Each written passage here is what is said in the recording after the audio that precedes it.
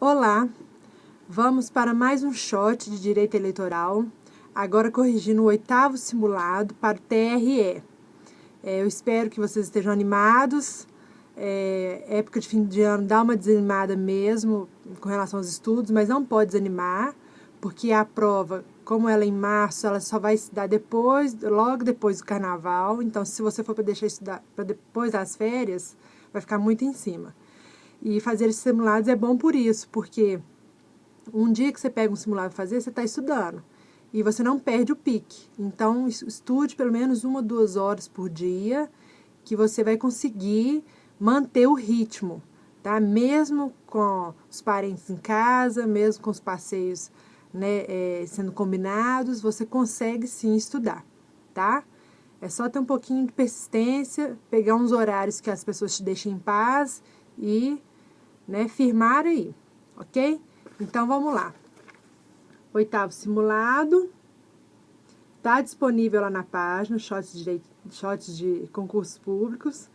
Ei, Marrete, tá dispersa? Tá, eu tô dispersa. Tô aqui, não sou de aço, não. Também tô aqui tendo que resistir bravamente, né, essa época.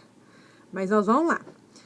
Esse simulado tem 15 questões, são questões com alternativas, estilo Consulplan, tá? Então, não vou tentar fazer esse short um pouco breve, mais breve, mas sem correr com coisas importantes, obviamente. O que der pra gente correr, porque muita coisa que a gente vai ver que nós já falamos em outros shots. Então, eu vou falar assim, ó, gente, lembram que a gente viu isso em outro shot? Pá, então passa. E vai. Artigo 14 da Constituição Federal, você já tem que ter decorado ele. Então, na hora que eu falar artigo 14, já tem que ter ele em mente. Não precisa ficar lendo, explicando, né? A gente já tem que ter, né, com ele bem frisado na cabeça. Ok? Deixa de papo, vamos lá. Vamos lá. Questão 1. A respeito das condições de elegibilidade, é correto afirmar que... Então, ó, tá falando das condições de elegibilidade.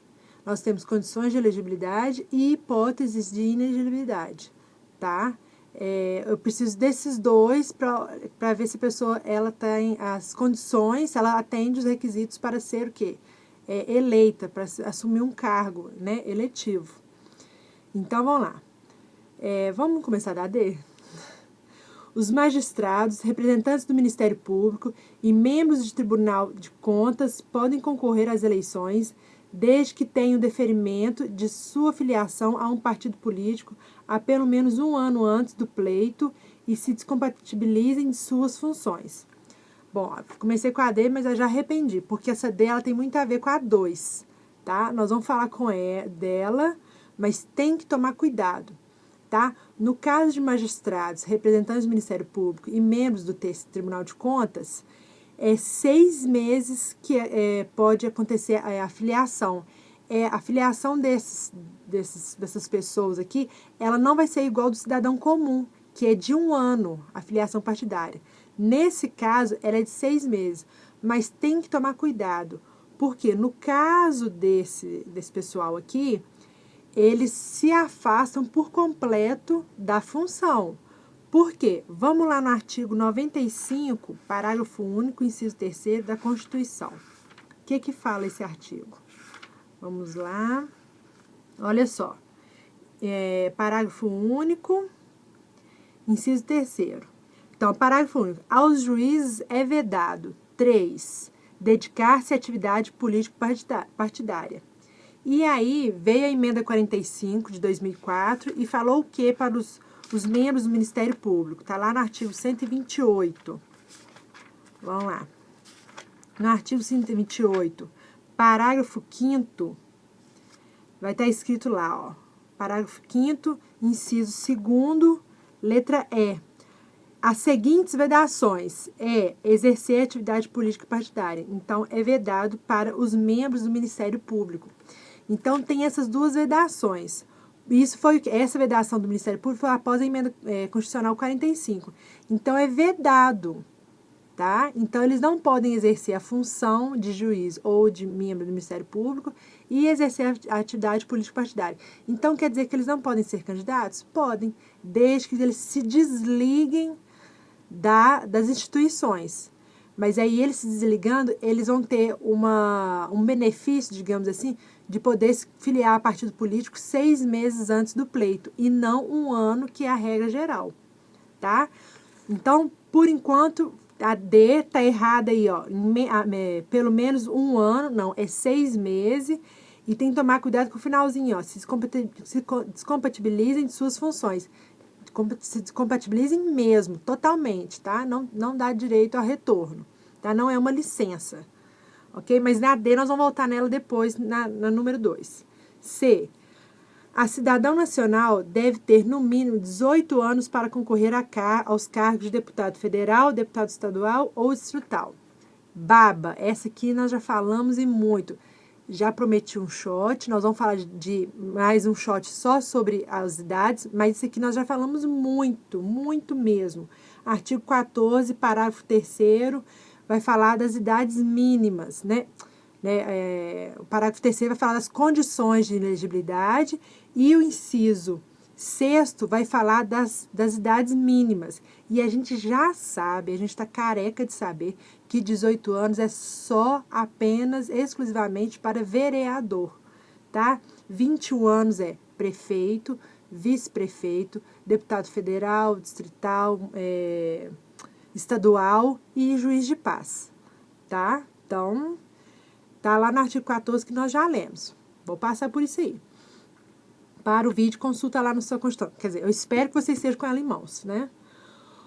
B. O brasileiro pode concorrer às eleições na circunscrição eleitoral em que for domiciliado, desde que comprovado esse domicílio, pelo menos até a data do fechamento do cadastro eleitoral. Ó, essa aqui está errada de acordo com o artigo 9º da Lei 9.504. Pega a sua lei aí. O que vai falar o artigo 9º? Para concorrer às eleições da Lei 9.504, o candidato deverá possuir domicílio eleitoral na respectiva circunscrição pelo prazo de pelo menos 1 ano antes do pleito e estar com a filiação deferida pelo partido no mesmo prazo, ou seja, 1 ano antes do pleito. Então, não é fechamento do cadastro eleitoral, e sim comprovado domicílio pelo menos 1 ano até a data do pleito. Vamos ler a A, que a A complementa isso aí, tá? A A é a correta. O que fala a A? As condições de elegibilidade, essa aqui você tem que respirar e fazer com calma. As condições de elegibilidade devem ser aferidas no momento da formalização do pedido de registro da candidatura. Ok, tá? No registro da candidatura vai ver se está tudo certinho. Ressalvados os prazos mínimos de alistamento, domicílio eleitoral e filiação partidária, apurados no dia do pleito, ou seja, no dia das eleições, é a mesma coisa. Idade mínima apurada no momento da posse. Certa essa alternativa. Muito bonitinha, boa para estudar. Então, vamos fazer ela com calma. Olha só, as condições de elegibilidade devem ser aferidas no momento do pedido do registro da candidatura. Ressalvadas as ações, exceto o que não é observado no momento do pedido de registro de candidatura. Os prazos de alistamento, domicílio eleitoral e filiação partidária, porque esses contam até a data do pleito e não na data do registro. E a idade mínima também não é na data de registro. O cara, para ser candidato a vereador, ele não tem que ter 18 anos na data do registro, e sim na data da posse, tá? Então, por isso que a A ela vai responder a B. Comprovar esse domicílio pelo menos até a data do fechamento do cadastro eleitoral? Não, até a data do pleito, tá? Que é de 1 ano, no caso de filiação partidária, tá? Então, olha que a A tá bonitinha e tá tranquilinha. Onde vai falar isso? Artigo 9º da Lei 9.504 e o artigo 11, parágrafo 2º e parágrafo 10 da Lei 9.504. Vamos ler o artigo 9º de novo. Para concorrer às eleições, o candidato deverá possuir domicílio eleitoral na respectiva circunscrição pelo prazo de pelo menos 1 ano antes do pleito e estar com a filiação deferida pelo partido no mesmo prazo, ou seja, 1 ano para domicílio eleitoral e 1 ano para filiação partidária na data do pleito. O aniversário se dá no dia da eleição, de 1 ano.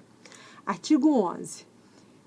Vão lá para o parágrafo 2º. A idade mínima constitucionalmente estabelecida, lá no artigo 14, parágrafo 3º, inciso 6º, constitucionalmente estabelecida como condições de elegibilidade é verificada tendo por referência a data da posse.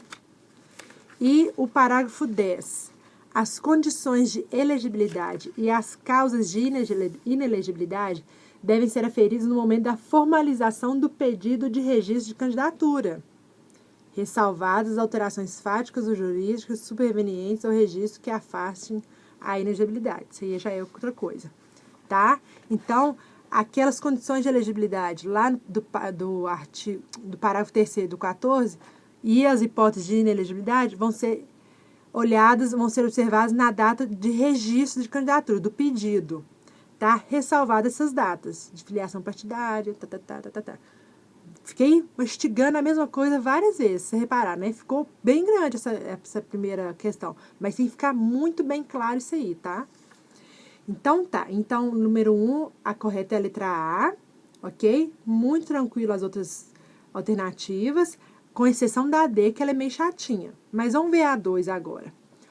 O prazo de desincompatibilização dos magistrados e membros do Tribunal de Contas por estarem submetidos à vedação constitucional de filiação partidária é de... Então, onde que vai falar disso? É no artigo 1º.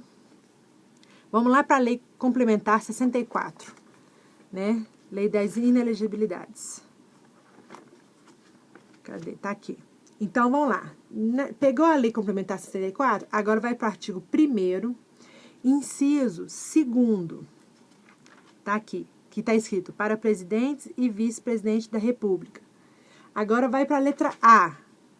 Até 6 meses depois de afastados definitivamente de seus cargos e funções. Afastados definitivamente. O juiz perdeu a eleição. Ele pode voltar a ser juiz? Não, meu bem, já era. Tá? Agora, lemos a letra A. Agora vamos para o número 8. Os magistrados, 14. Os membros do Tribunal de Contas da União, dos Estados e Distrito Federal. Então, é 6 meses depois de afastados definitivamente de seus cargos. Isso é o prazo de desincompatibilização para magistrados e membros do Tribunal de Contas. Agora, vamos para a letra J. Os que membros do Ministério Público não tenham afastado suas funções até 6 meses anteriores ao pleito, que é quando vai se dar a filiação partidária. Ok? Foi o que eu falei na letra D. Então, o prazo de desincompatibilização de magistrados, membros do Tribunal de Contas e Ministério Público é 6 meses, depois que afastados, antes do pleito, depois que afastados definitivamente de seus cargos. Ok? Então, tem que ficar atento a isso. Eles são afastados completos. Por quê? Porque lembra que eu li lá no artigo 95, parágrafo único, inciso 3º da Constituição, para magistrados, e também tem uma referência para o Ministério Público, que é proibido, é vedado exercer atividade político-partidária. Então, se é vedado, eles não podem combinar ou um ou outro, tá? Então, a resposta da 2 é de 6 meses antes das eleições, dispensados do prazo de filiação partidária fixado em lei ordinária, que é de 1 ano. No caso, eles vão ser de 6 meses. Ok? 3. Assinale a alternativa incorreta. Tá, eu vou falando as referências, porque isso aqui nós já lemos muitas vezes, tá? E essa questão é ótima para você grifar o que é certo, tá? Deixar marcadinho de marca-texto verde, que é o que é correto, e para você reler depois. A. O alistamento eleitoral e o voto são obrigatórios para os maiores de 18 anos. Ok. E facultativo para os analfabetos. Ok. Maiores de 70? Ok. E para os maiores de 16 anos e menores de 18, é facultativo? Sim. Tá? Então, tá certinho. Artigo 14, parágrafo 1º da Constituição Federal. Tá? B. Então, não pode esquecer que é 70 anos. E maior de 70 é facultativo. Tá? E não é 60, é 70. B. Não podem alistar-se como eleitores os estrangeiros e, durante o período de serviço militar obrigatório, os conscritos. Letra da lei. Parágrafo 2º do artigo 14. C. São condições de elegibilidade na forma da lei. Agora você respirou e foi olhando um por um. A nacionalidade brasileira e não a naturalidade. É nacionalidade brasileira. Ok. O pleno exercício dos direitos políticos. Ok. O alistamento eleitoral. Claro, o cara, antes de usar o seu direito político passivo, ele tem que ser ativo, ou seja, ele tem que votar, para depois ele poder ser votado. Então, alistamento eleitoral? Ok. O domicílio eleitoral na circunscrição? Ok. Filiação partidária? Obrigatório. Não existe filiação, não existe candidatura sem partido. Candidatura avulsa no Brasil. É vedado, tá? Idade mínima, de novo, de 35 anos para presidente, vice e senador? Certo. 30 anos para governador e vice? Certo. 21 anos para deputado federal, estadual ou distrital, prefeito e vice e juiz de paz? Certo. E 18 anos para vereador. Ok, certinho. Artigo 14, parágrafo 3º, inciso 6º. D. Assim, coisa boba nessa lei D aqui. São inelegíveis no território de jurisdição do titular o cônjuge e os parentes consanguíneos ou afins, certo? Até o 2º grau. Corta esse terceiro aí e põe aí 2º grau. Ou por adoção do presidente, governador, prefeito ou de quem os haja substituído dentro dos 6 meses anteriores ao pleito, salvo se já titular de mandato eletivo e candidato à reeleição. Certinho. Tirando o terceiro aí, ó, colocando o 2º, fica certinho, fica igual ao artigo 14, parágrafo 7º da Constituição. O erro é esse 3º grau, é 2º, tá? Então, 3D, que é incorreta. 4. Considerando a composição e o funcionamento dos órgãos da Justiça Eleitoral, assinale a opção correta. A. Na hipótese de indicação de 2 pessoas que tenham parentesco entre si para integrar Tribunal Regional Eleitoral, deve-se proceder à exclusão do primeiro indicado. Claro que não, né, gente? O último, onde está isso? Artigo 25... Parágrafo 6º do Código Eleitoral. Olha lá. O que eu falei? Parágrafo 6º. Não podem fazer parte do Tribunal Regional pessoas que têm entre si parentescos, ainda que por afinidade até o 4º grau. Atenção para isso aí, tá? TSE e TRE, 4º grau. Seja o vínculo legítimo ou ilegítimo, excluindo-se, nesse caso, a que tiver sido escolhida por último, tá? Por último. Ok? Ai, pelo tá me picando aqui. B. É da competência exclusiva do Ministério Público arguir a suspeição de membro de tribunal eleitoral. Coitado do Ministério Público, né? Vai ficar doido, né? Claro que não é exclusivo do Ministério Público. Onde que está isso? Artigo 20 do Código. Código. Vamos lá. Perante o Tribunal Superior, qualquer interessado poderia arguir a suspeição ou impedimento dos seus membros, do procurador-geral ou de funcionários de suas secretarias. Tá? Então, é qualquer interessado. Tá? Não é exclusividade do Ministério Público, não. C. Os membros do TSE devem ser magistrados ou integrantes do MP. Ai, né? Não, nós já cansamos de ver a composição. Tá? Primeiro, não é só magistrado, porque a gente sabe que tem 2 o quê? Advogados, tá? E integrantes do MP, você já cortou, porque de acordo com o artigo 128 da Constituição Federal, não existe MP eleitoral, ok?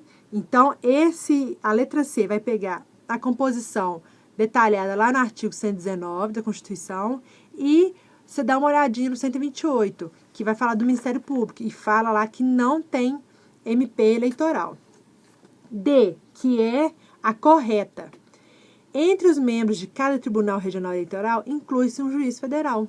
certíssimo, tá? Artigo 120, inciso 2º da Constituição, tá? Depois, prometo, um short só bem detalhado. Tem o quadro comparativo entre Justiça Eleitoral e Justiça do Trabalho, né, que fala da composição, mas eu vou fazer uma composição detalhada da Justiça Eleitoral, tá? Pra gente frisar bem. Aquele esqueminha bem bonitinho, de canetinha. Então, tá. Beleza? Então, 4D. 5. Com relação aos tipos de voto e seus efeitos, assinale a opção correta. Desse tipo de questão, a gente nunca fez. E para essa questão, a gente tem que tomar muito cuidado, tá? Muito cuidado.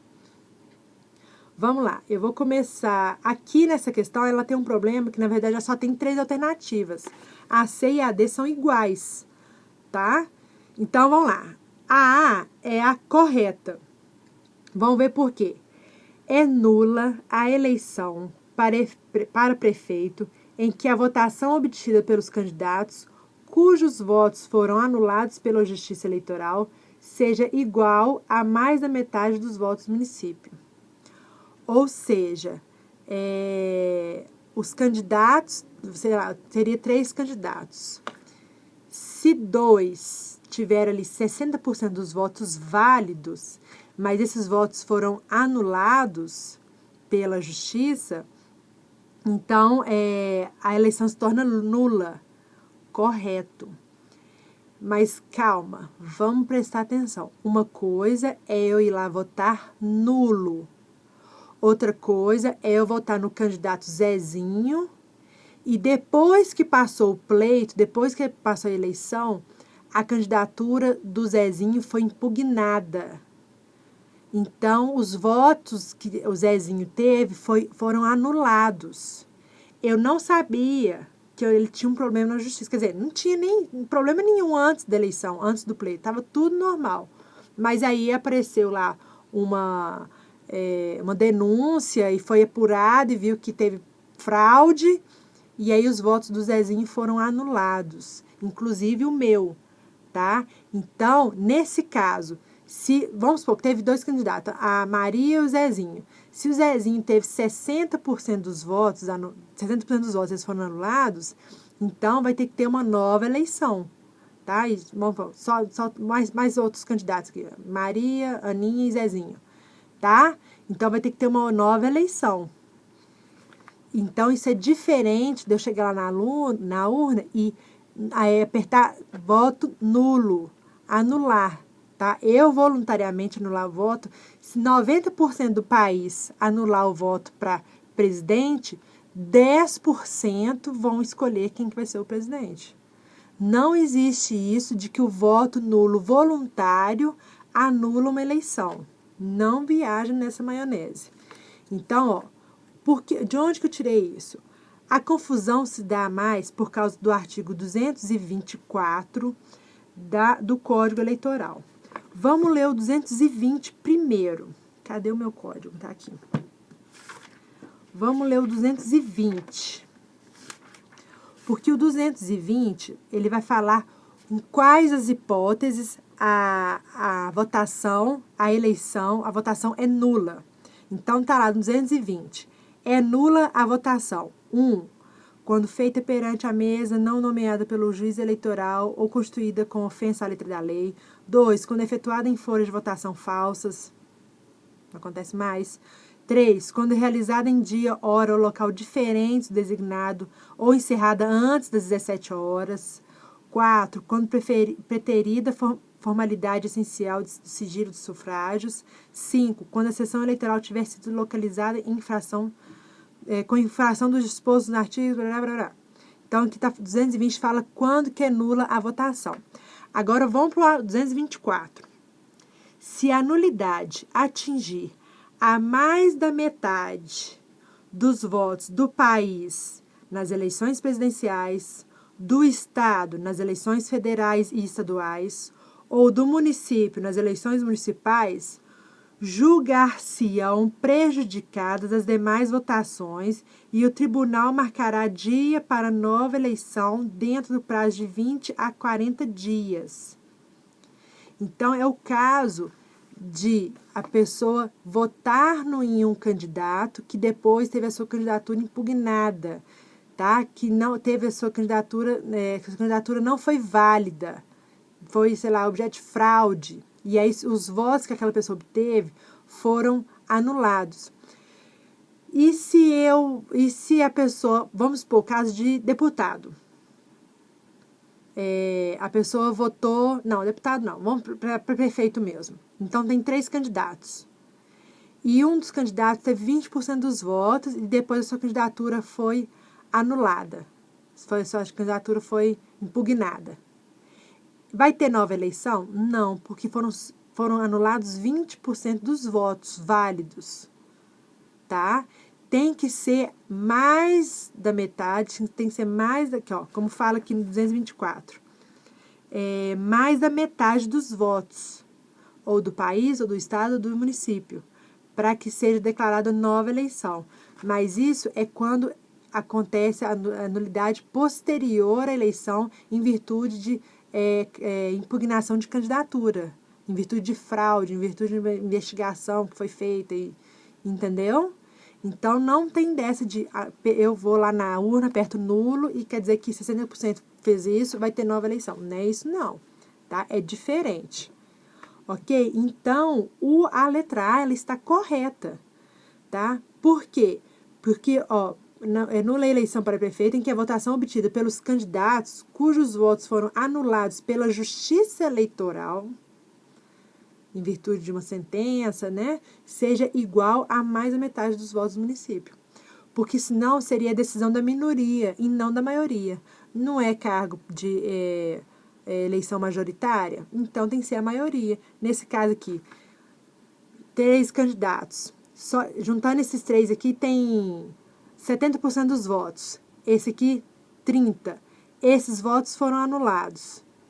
Aí 30% vai decidir quem que é o prefeito? Não, senhor. Tem que ser a maioria. Ok?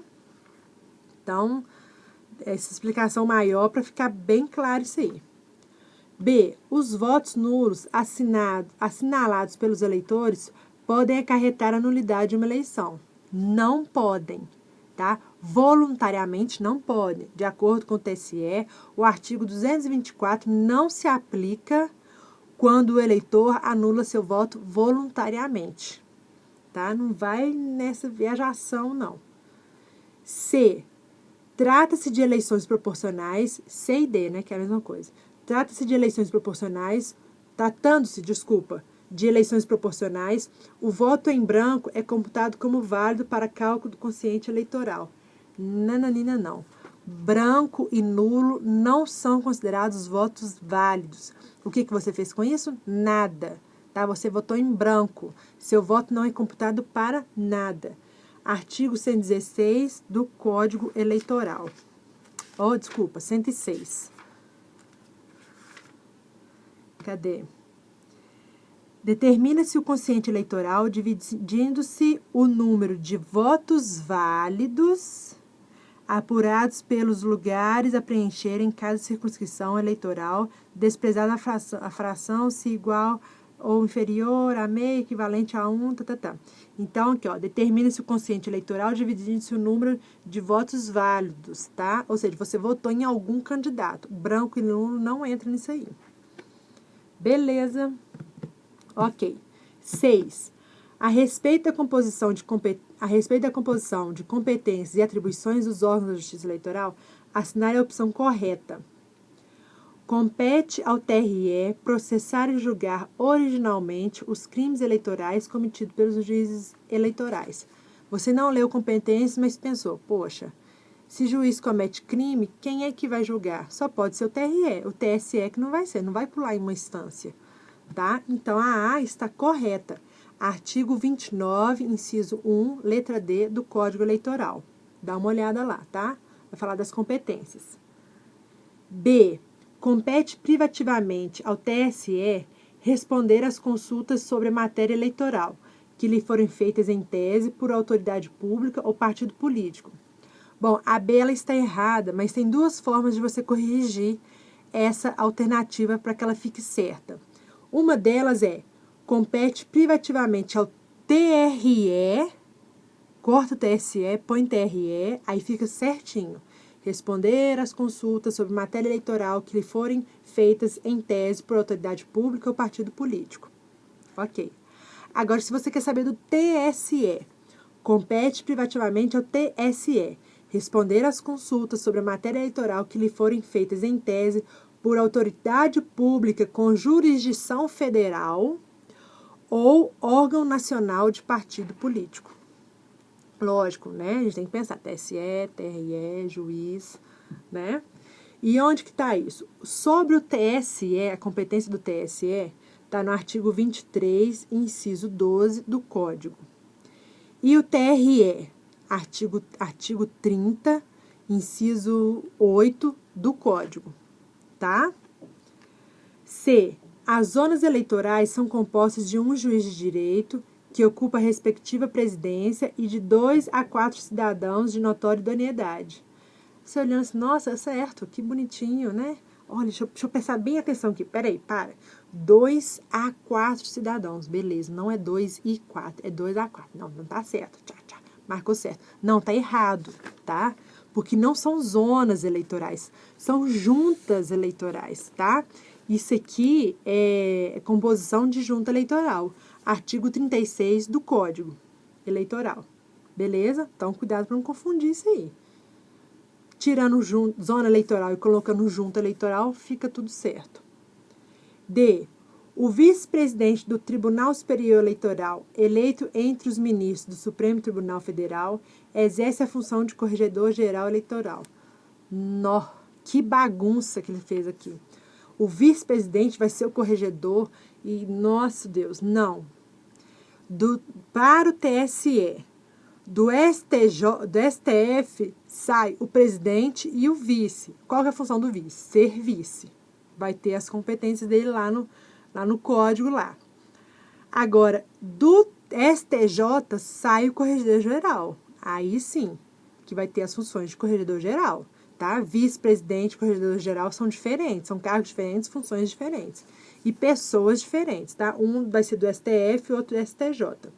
Artigo 119, composição clara, né, do nosso TSE. Beleza?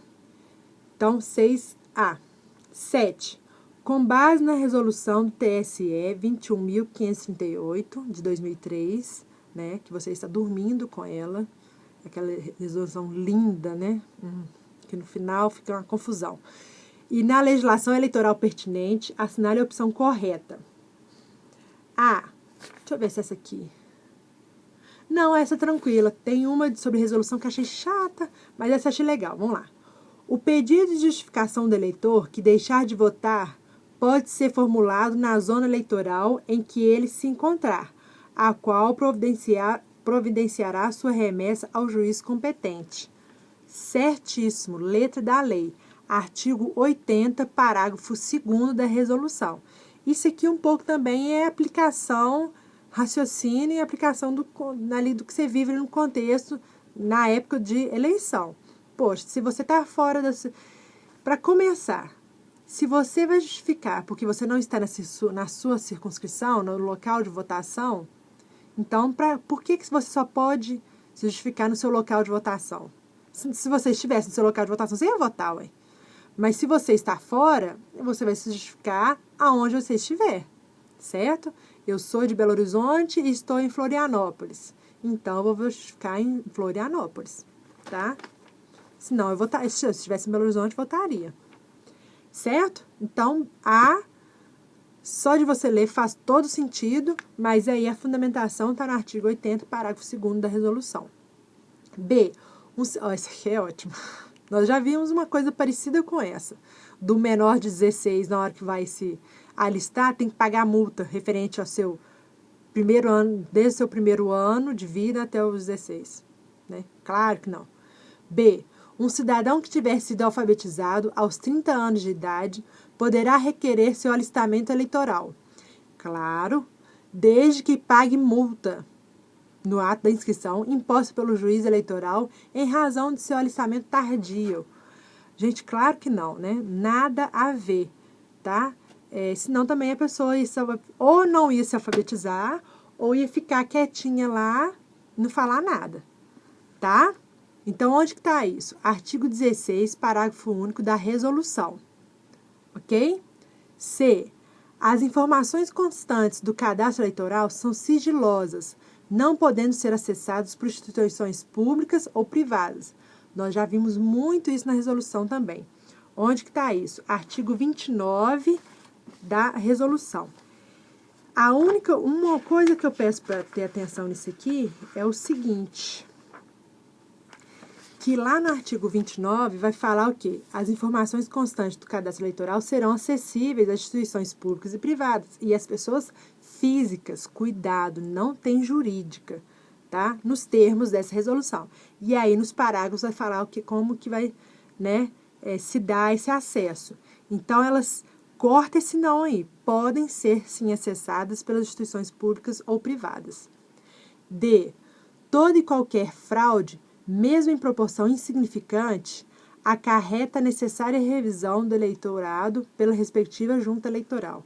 Então, numa cidade com mais de 200 mil eleitores, um fulaninho lá deu tumé lá. Aí, nossa, apesar de ser insignificante, vamos fazer a revisão de todo o eleitorado. Nós já identificamos que foi esse cara o problema, mas vamos fazer a revisão do eleitorado. Claro que não. Isso dá uma dor de cabeça danada e um trabalheira, né, para a justiça eleitoral. Onde que está isso? Artigo 58 da resolução. Vamos ler essa aqui, que essa aqui tem que dar uma lida. Essa aqui tá diferente um pouquinho. Cadê? Tá no outro. Artigo 58 da resolução. Só o inicinho aí para tirar a dúvida. Quando houver denúncia fundamentada de fraude no alistamento de uma zona ou município, o TRE poderá determinar a realização de correição e, provada a fraude em proporção comprometedora, ordenará, comunicando a decisão ao TSE, a revisão do eleitorado, etc, etc. Tá? Então, não tem nada de mesmo que insignificante. Corta isso aí. Ok? Então, 7A. Com relação a alistamento eleitoral, assinale a opção correta. A. Proíbe-se o alistamento de menor que não tenha 16 anos de idade completos na data de requerimento da inscrição eleitoral. Proíbe-se? Coisa esquisita, não tá não? Vamos olhar lá no artigo 14, ainda nós vamos usar aqui a resolução, tá? 21.538. Artigo 14. Olha o que vai falar a resolução. Eu fico de cabeça para baixo, então tem hora que fazer uma confusão danada. Aqui, ó. É facultado o alistamento no ano em que se realizarem as eleições do menor que completar 16 anos até a data do pleito, inclusive. Então, se eu tenho 15 anos, quem me dera. Se eu tenho 15 anos e é janeiro de 2014, eu posso me alistar? Posso, desde que até a data do pleito eu já tenha completado 16, sem problema algum, ok? E se eu fizer aniversário em dezembro de 2014, faço 16 anos? Não, aí não pode, porque senão você vai votar sendo menor de 16 anos, ok? Aí não avacalha o negócio. B. Ao brasileiro nato que deixa... Então, não tem proíbe-se, tá? É facultado. Ao brasileiro nato que deixar de se alistar até os 19 anos de idade, nós já vimos isso aqui, ou de requerer sua inscrição eleitoral até o 151º dia anterior à eleição, subsequente à data em que completar 19 anos de idade, será aplicada multa, cobrada no momento da entrega do título eleitoral. Está tudo, assim, o finalzinho aí, ó, será aplicada multa, daí para trás, daí para frente está tudo errado. Artigo 15, parágrafo único. Não se aplicará a pena ao não alistado que requerer sua inscrição eleitoral até o 151º dia, que é o último dia para você resolver sua vida. 151 dias antes do pleito. 151 dias antes do pleito é a data limite para você resolver sua vida eleitoral. Tá? Anterior à eleição subsequente, a data que completar 19 anos. Tá? Então, isso aqui se chama colher de chá. Ok? C. Para efeito de transferência de domicílio eleitoral do eleitor, a residência mínima de 3 meses no novo domicílio deve ser cabalmente comprovada pelo interessado por meio de comprovante de residência. Não tem nada de cabalmente. Conta de luz, água, telefone e ainda um vizinho para, né, testemunhar. Não. Só da pessoa falar ali, não, meu endereço é tal, tal, tal, tal. Já tá beleza. Não precisa levar nem comprovante de residência, tá? Aí, se caso você estiver mentindo e você for pego, aí você vai ter que se ver com a justiça, tá? Mas aí até que se prove o contrário, a pessoa tá falando a verdade. No artigo 13 da resolução, eu coloquei ele aqui, vai ser interessante a gente dar uma olhada, não vou ler ele não, porque ele é um pouquinho grande. Aqui, ó, vai falar, aqui, ó, para o alistamento, o requerente apresentará um dos seguintes documentos, tá? Então, vai falar quais os documentos que ele terá que apresentar para fazer o alistamento. E não fala de comprovante de residência, ok? É só para você pegar isso aí, ok? E a D, que é a correta. Então, corto cabalmente na letra C. D. No caso de dilaceração, se o cachorro pegou seu título eleitoral e rasgou ele todo, o requerimento da segunda via deverá ser instruído com o título danificado. Nem que sejam uns pedacinhos assim, mas você vai ter que levar, tá? Isso nós já falamos sobre isso. Artigo 19, parágrafo 1º da resolução, que vai falar sobre a segunda via. Nós já lemos isso aqui, nós estamos íntimos, né? Isso aqui. Quem não está aí porque não está assistindo os shots, então eu convido a assistir, né? Imprimir os simulados e fazer, né?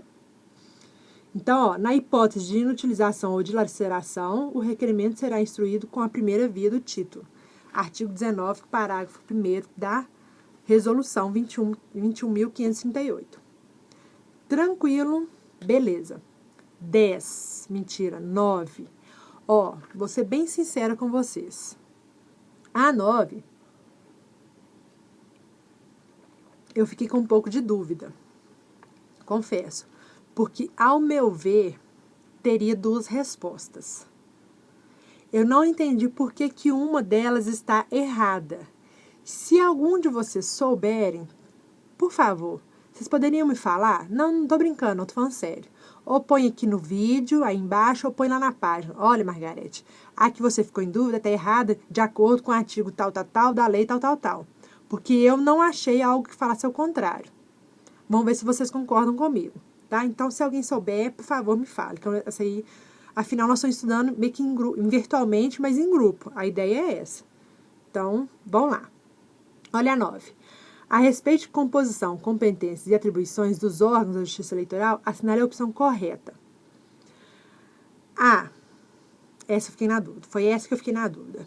2 funcionários de uma mesma empresa privada podem entregar uma mesma junta eleitoral. Pensei assim, pode. Não? Bom, de acordo com o gabarito, não. Seria a outra resposta que também está certa. Mas eu quero saber onde fala que 2 empregados de uma mesma empresa privada não podem integrar uma mesma junta eleitoral. Eu não quero fazer confusão na cabeça de vocês. Eu só estou expondo o que eu penso e alguém me fale, por favor. Tá? Se eu achar isso aí, depois eu até gravo um shot sobre isso. Eu penso assim, por exemplo, uma empresa privada, a Fiat, né? Milhares de empregados. 2 empregados se candidatam para trabalhar, se voluntariam para trabalhar nas eleições. E aí eles são colocados na mesma junta. Pode não? Mesmo? Tá, eles não se conhecem só porque eles são da mesma empresa? Não entendi, tá? Porque se a gente for lá no artigo 36, parágrafo 3º do Código Eleitoral, vamos dar uma olhadinha lá.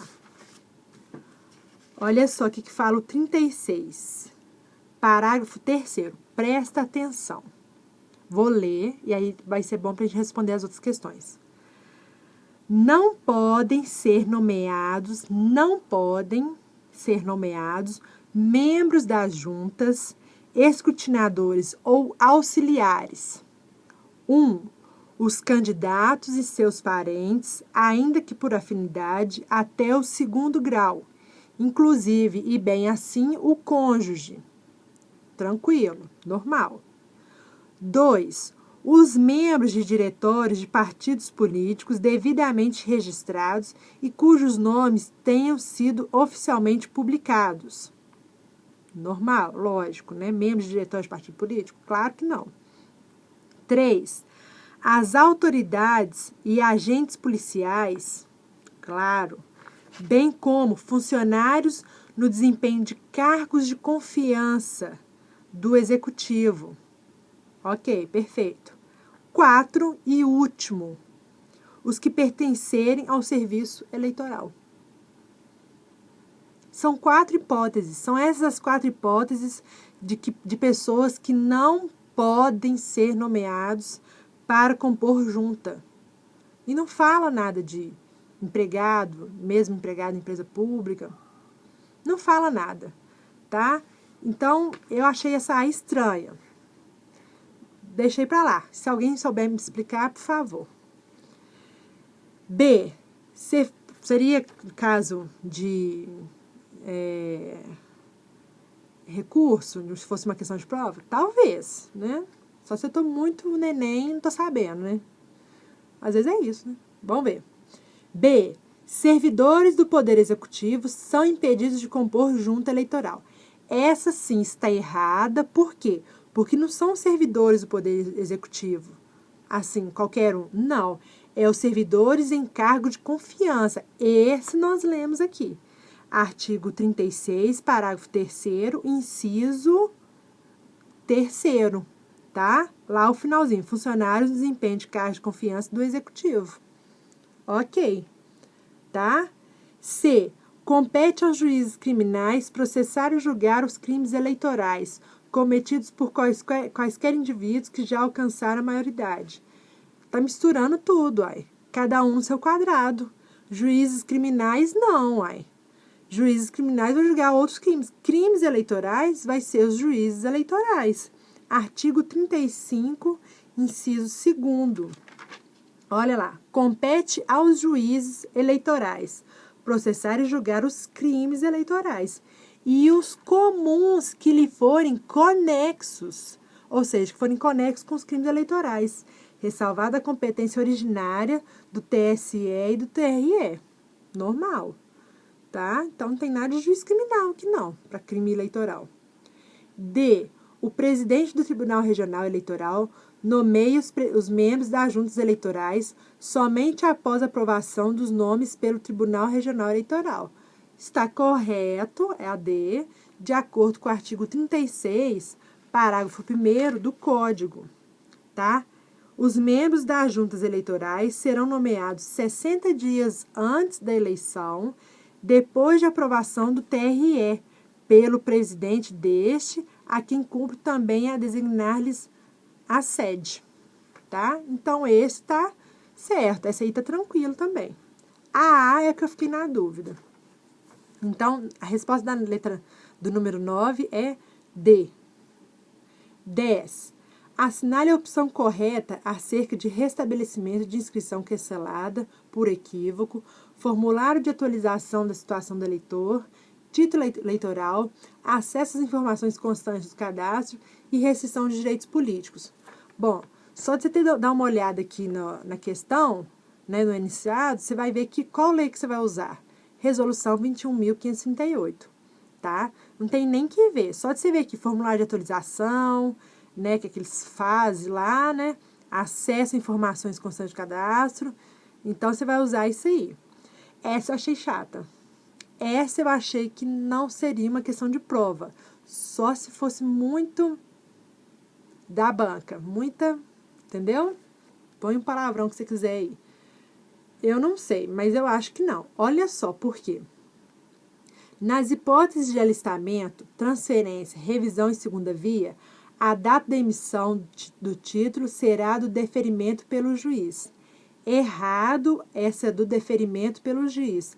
De acordo com o artigo 23, parágrafo 2º da resolução, vai ser da data da emissão. Aqui, ó. Parágrafo 2º, mentira, aqui, ó.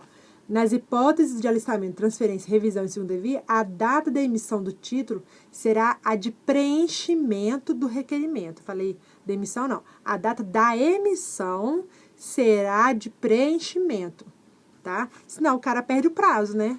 Se ele chegou lá e preencheu, vai ser daquela data, não quando saiu o pedido dele. Senão ele perde a data, perde o prazo, tá? Então, artigo 23, parágrafo 2º. Não tem esse deferimento aí, pelo juiz. A B é a correta. Eu tive que consultar o site do TSE para olhar isso aqui. Vamos lá.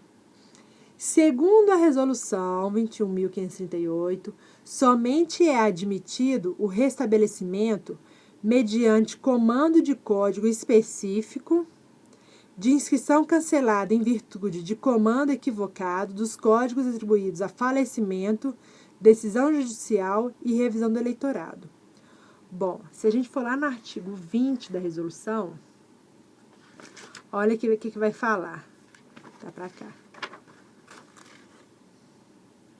Aqui, ó.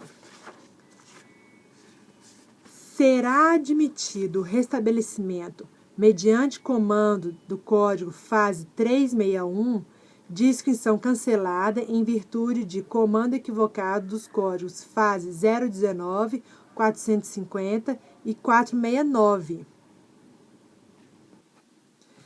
Então, eu tive que ir lá no site do TSE para ver que raios são esses fases aqui.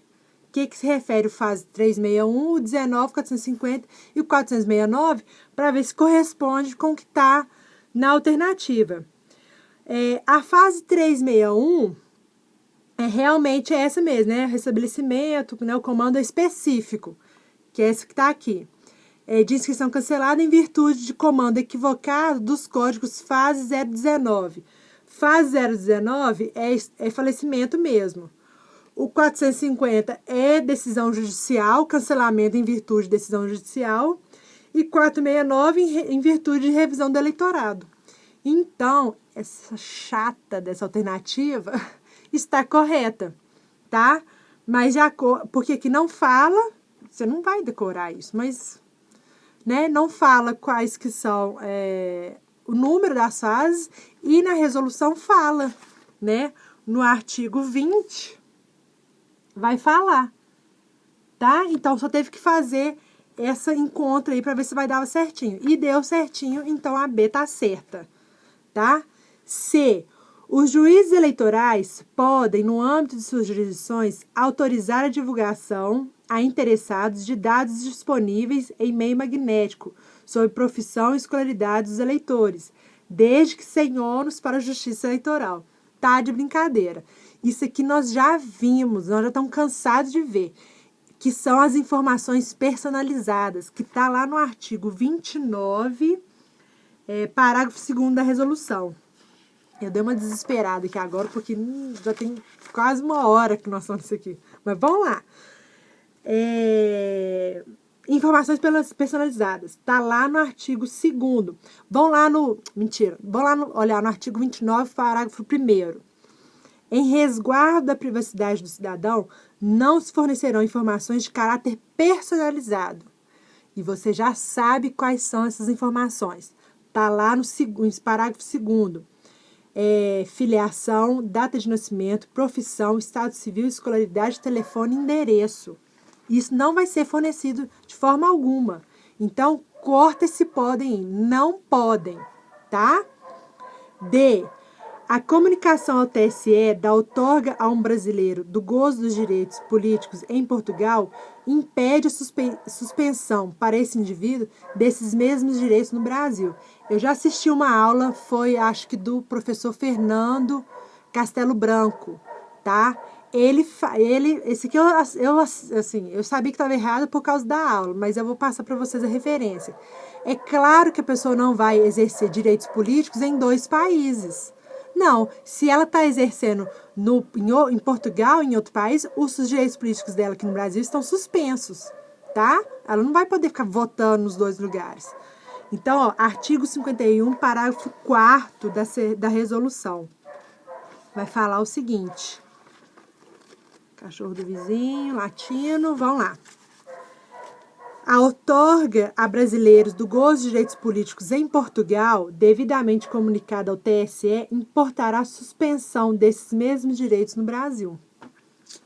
Tranquilo, não é? A 10 bem, né? Mas nós vamos compensar a 10 na 14 na 15. Preocupa não. A 11, fofa. Vamos lá. Força! No que consiste o princípio da anonimidade eleitoral? No que consiste? Aí você se remeteu ao artigo 16 da Constituição Federal, que você já está careca de saber. A lei que alterar o processo eleitoral, só presta atenção nisso aqui, galera. Olha só. A lei que alterar o processo eleitoral entrará em vigor na data de sua publicação, não se aplicando a eleição que ocorra até um ano da data da sua vigência.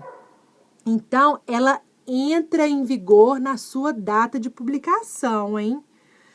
Ela entra em vigor. Ela não vai entrar um ano depois, não. Ela começa a vigorar na data da publicação.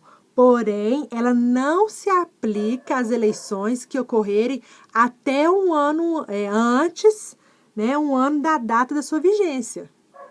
Entendeu? Então, se, por exemplo, se uma lei foi publicada em maio, né, de 2013 e em maio de 2014, completou um ano, tá?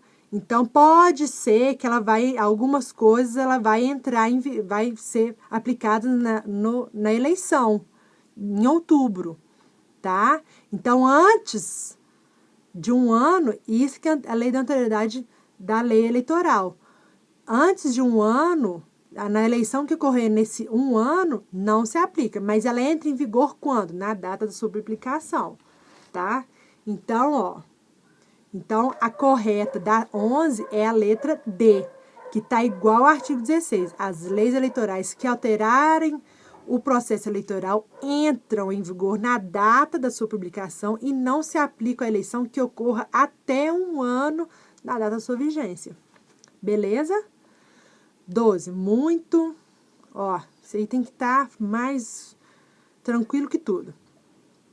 Relativamente ao alistamento eleitoral, é incorreto afirmar que, então que é errado. Essa aqui você vai pegar e vai grifar as certas, porque é boa para você estudar. Essas aqui estão igual à letra da lei, então só vou dar a referência. A. O alistamento se faz mediante a qualificação e a inscrição do eleitor. Correto. Artigo 42 do Código Eleitoral. B. Para efeito da inscrição, é domicílio eleitoral o lugar de residência ou moradia do requerente e, verificado ter o alistando mais de uma, considerar-se-á aquela que coincida com seu local de trabalho. Nada a ver, tá? Isso aí é a pessoa que vai decidir lá o que vai ser melhor para ela. Olha lá o 42 do parágrafo único do Código. Para efeito da inscrição, é domicílio eleitoral o lugar de residência ou moradia do requerente e, verificado ter o alistando mais de uma, considerar-se a domicílio qualquer uma delas. Tá? Aí ele vai falar assim, não, eu fico mais aqui. Então, pronto. Você vai querer ficar votando aqui? Então, pronto. Tá? Tem disso, não. Então, coincida, corta isso aí. Não tem coincida, não. C. Então, é a resposta da 12, B, porque ela que é incorreta. C. O alistando apresentará em cartório ou local previamente designado requerimento em fórmula que obedecerá ao modelo aprovado pelo TSE. Certíssimo. Artigo 43 do Código. D. Poderá o juiz, se tiver dúvida quanto à identidade do requerente ou sobre qualquer outro requisito para o alistamento, converter o julgamento em diligência para que o alistando esclareça ou complete a prova, ou, se for necessário, compareça pessoalmente à sua presença. Letra da lei, sem tirar nem pôr. Artigo 45, parágrafo 2º do Código Eleitoral.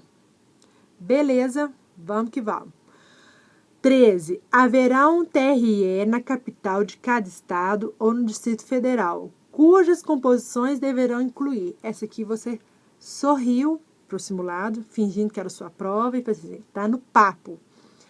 Mediante eleição pelo voto secreto, 2 juízes dentre os desembargadores do Tribunal de Justiça do respectivo estado. Certo? Tá? Porque, se a gente for lá no artigo 120 da Constituição, que você também já guarda no lado esquerdo do peito, vai falar, mediante eleição pelo voto secreto, aí vai falar para TRE, tá? No artigo 120. 2 juízes dentre os desembargadores do TJ e 2 juízes dentre os juízes de direito escolhidos por quem? Pelo TJ, tá? Então, ó, e aí vai falar, um juiz do TRF e 2 advogados. E aí vamos para, então a A, certíssimo. B, mediante eleição pelo voto secreto de 2 juízes dentre os juízes de direito, ó, até aí tá certo, escolhidos pelo TRE? Não, ó, eles que vão compor o TRE, como é que o TRE vai escolher? Não, escolhido pelo TJ, tá? Então, corta TRE aí, põe TJ. C, mediante eleição pelo voto secreto, um juiz dentre os membros do Ministério Público. Aí você já parou, já riscou e pirou, né? Não. Não tem nada de Ministério Público. Não tem um quinto constitucional para TRE e TSE, tá? Quinto constitucional tá lá no, não sei se eu lembro dessa vez, 94? 95? 94. E os órgãos do Ministério Público, 128. Ok? D. Um juiz do TRF escolhido pelo TRF com jurisdição sobre a respectiva região. Eu acho que algumas pessoas ficaram em dúvida com essa, em relação a essa. Deve ter pensado assim, outra questão com 2 respostas. Não, tá? Não. Porque nesse caso aqui, é um ou outro. Como assim? Ou é escolhido pelo TRF, ou é um juiz do TRF com jurisdição sobre a respectiva região. Olha só, vamos lá no artigo 120, parágrafo 1º, inciso 2º. De um juiz do TRF com sede na capital do estado ou no Distrito Federal, ou não havendo de juiz federal escolhido, em qualquer caso, pelo TRF respectivo. Então, se coincidir a sede do TRF com o TRE, né, a sede do TRF da região ali, porque, por exemplo, TRF da 4ª região são Santa Catarina, Rio Grande do Sul e Paraná. Se coincidiu a sede do TRF com o TRE, e aí então vai sair um juiz dali. Se não coincidiu, aí sim caberá a escolha pelo TRF para mandar um juiz para lá. Ok? Então é um ou outro, por isso que tá errado. Tá? Aqui, ó. Eu até pus aqui, ó. Não tem essas duas coisas. É ou essa situação ou essa aqui. Tá? 14 e 15, eu nem pus referência. Essa aqui vai ser nossa vivência e leitura da lei, tá? Porque não tem nem que ver. Considerando as normas legais brasileiras concernentes à possibilidade de reeleição ao cargo de prefeito municipal, assinale a opção correta. Bom, a gente já sabe o quê? Que é possível reeleição para cargos do Executivo no Brasil, apenas uma reeleição, né? Ou seja, tipo né? Não é recondução, não, mas é, né, mais um mandato, né? Então, se o cara foi candidato, o cara foi prefeito, ou ele é reeleito, ou ele lança um parente dele como candidato, mas apenas por mais um mandato, porque senão vai configurar, né, reeleição ali da mesma família. Então, tem que pensar nessas possibilidades. Vamos ver aqui. O TSE admite a reeleição em cada município em respeito ao princípio da soberania popular sem restrições de mandato. Imagina se isso fosse verdade. Sarney estava, né, pulando, né, o Sarney devia estar assim, né, pulando de alegria, né? Não, tá? Sem restrições, não. É apenas um mandato com direito a mais uma reeleição, ou seja, 2 mandatos, tá? B. Considere que Jonas, que cumpre o segundo mandato de prefeito municipal, pretenda candidatar-se a prefeito da cidade vizinha. Nessa situação, a candidatura é permitida pelo TSE, pelo fato de tratar-se de circunscrição diversa. Não, né, gente? Senão isso também estaria acontecendo adoidado no Brasil. Assim, pode até acontecer algo mais disfarçado, mas isso aí caracterizaria, sim, uma reeleição, tá? Sem limites, né? Não pode, tá? Não é possível essa hipótese. C. O prefeito de uma cidade, no exercício do primeiro mandato, pode candidatar-se à prefeitura de outra. Aí sim, desde que transfira o seu domicílio eleitoral em tempo hábil. Beleza, ele era prefeito do município A, mudou para o B e foi reeleito. Agora ele pode ir para o C? Não, tá? Não é festa, não, tá? D. A D tem relação com a B. Vamos ler. O impedimento legal a um terceiro mandato consecutivo restringe-se à circunscrição, não, na qual o prefeito exerce seu mandato. Não restringe-se, tá? Também veda essa hipótese de tentativa de burlar essa possibilidade apenas de uma reeleição. O cara, na verdade, ele tenta burlar esse sistema. Não, tá? Não restringe-se à circunscrição. Ele pode ser candidato a prefeito, reeleito prefeito e sair governador. Ah, é diferente. Mas para o mesmo cargo de prefeito, não pode, tá? Aí ele pode ser candidato a governador, presidente, mas prefeito não. Então, 14C, a correta. 15, para fechar essa aula, que shot, que nada, vou mudar o nome desse negócio, né? Acerca da estrutura e composição da Justiça Eleitoral, assinale a opção correta com base no que dispõe a Constituição Federal e a legislação específica. É legítima a indicação de vereador para ministro do TSE. Na vaga reservada à categoria, qual? Me fala que eu não estou sabendo.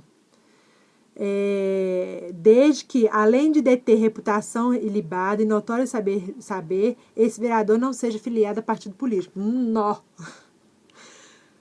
TSE nós temos 2 do STJ, 1 do STF e 2 advogados. E eu pulei um aqui. Peraí. Vamos lá, artigo 119. Mentira. 3 do STF. Tava pensando no TRE. Vamos lá.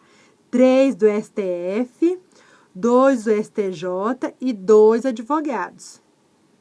Então, qual categoria que esse vereador encaixa? Em nenhuma. E outra, como assim um vereador sem partido político, se filiação é obrigatória no Brasil? Ou seja, finja que você nem leu essa A, tá? Ela não existe na sua cabeça. B. O ministro corregedor do TSE deve ser sempre oriundo do STJ. Nessa hora você deu uma respirada e pensou, nossa, esse sempre pulou na minha frente, né? Mas é a regra, tá? Artigo 119 vai falar lá no parágrafo único que do STJ vai sair presidente e vice e do STF vai sair o corregedor, tá? Então, tem que ficar bem atento com isso aí. Então, a B está certa. C. Não há impedimento legal à indicação para o cargo de ministro do TSE de servidor comissionado que atue como assessor de ministro do STF, desde que o servidor seja advogado com notório saber e reputação ilibada. Nossa, outra bagunça igual a 4. Nada a ver, tá? Há impedimento, sim. E D. É vedada a acumulação do cargo de ministro do TSE quando o ministro do STF, em razão do princípio de especialização. Na letra D, ele inventou um princípio de especialização que não existe, e é claro que o cara que está lá no STF e que foi eleito lá para o cargo para ministro do TSE, ele vai exercer os 2 cargos, mesmo porque é Tribunal Superior Eleitoral, funciona assim, né, bem de vez em quando, né, por causa das eleições, tá? Então, ele vai acumular, sim, as 2 funções, tá? Não tem nada disso, que ou é um ou é outro, mesmo porque os órgãos da Justiça Eleitoral, eles são temporários, assim. Temporários não, como que eu vou dizer? São, né? Não é igual o STF, o STJ. Tem uma certa rotatividade e eles são compostos, assim, em determinados momentos, né? Então, né, não vai poder, sim, acumular, assim, não tem essa vedação. Pessoal, então vou encerrar esse shot aqui, tá? Vamos fazer bastante lá, as listas, os simulados estão até embolando lá na página. Vamos fazer, vou tentar gravar o máximo possível essa semana. Não vou me importar muito com o tempo, por quê?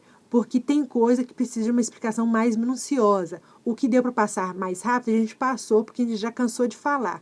Mas eu acho mais importante a gente discutir temas relevantes e que não foram discutidos antes e que pode acarretar dúvidas, do que fazer um shot de 20 minutos e sair todo mundo sem entender nada, tá? E, mesmo assim, se tiver dúvidas, me escreva, tá? Nós estamos aqui para estudar juntos. A ideia é estudarmos juntos, ok? Um abraço e até mais.